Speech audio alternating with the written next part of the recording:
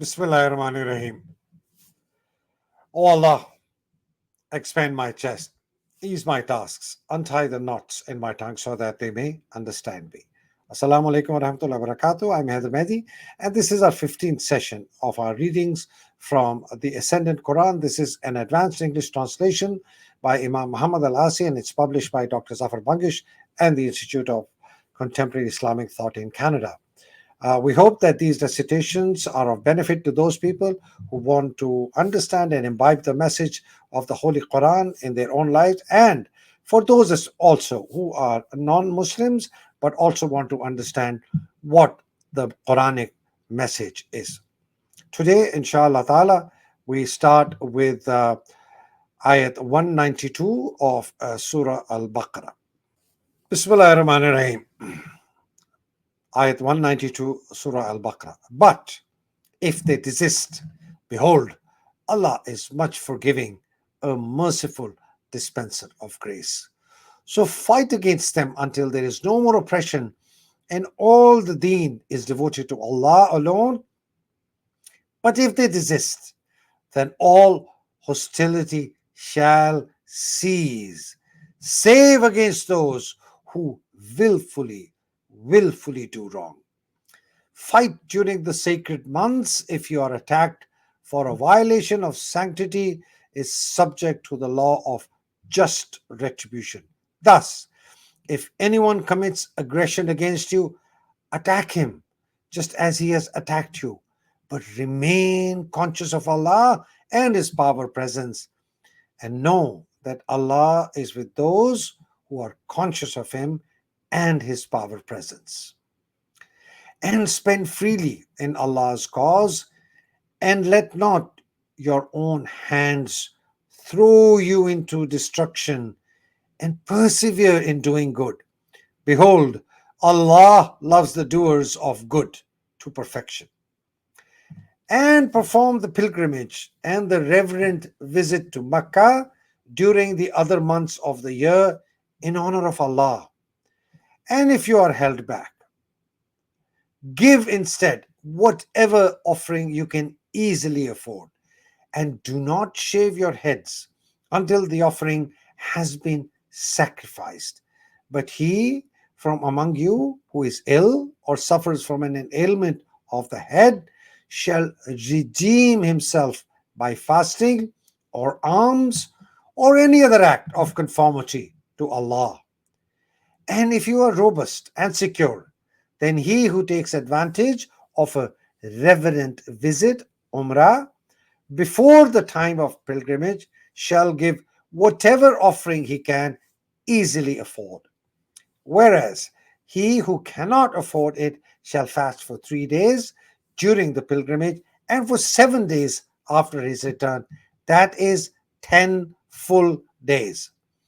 All this relates to him who does not live near the inviolable house and remain conscious of Allah and know that Allah is severe in retribution.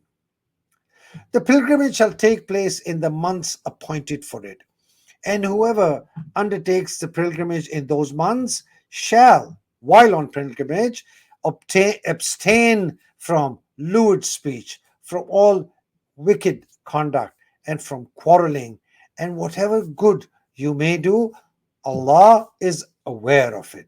And make provisions for yourselves. But verily, the best of all provision is taqwa, the human precautions against Allah's power for justice. Remain then conscious of me and my power, O you who are endowed with insight. However, you will be committing no sin if during the pilgrimage you seek to obtain any livelihood bounty from your sustainer. And when you surge downward in multitudes from Arafat, remember Allah at the holy place. Remember Him as the one who guided you after you had indeed been lost on your way. And surge onward together with the multitude of all the other people who surge onward, and ask Allah to forgive you your sins. For verily, Allah is much forgiving, a gracious dispenser of mercy. And when you have finished performing your Hajj ceremonial rites, continue to bear Allah in mind as you would bear your own fathers in mind, nay, with a yet keener remembrance.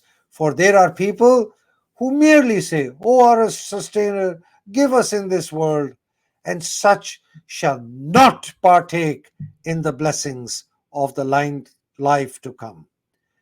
But there are among them such as pray, O our sustainer, grant us the goods in this world and good in the life to come, and secure us from the torment of the fire.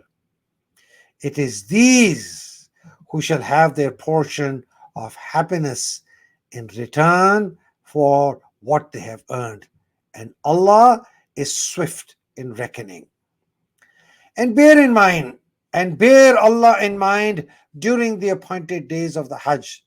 But he who hurries away within 2 days shall incur no sin, and he who tarries longer shall incur no sin, provided that he is conscious of Allah.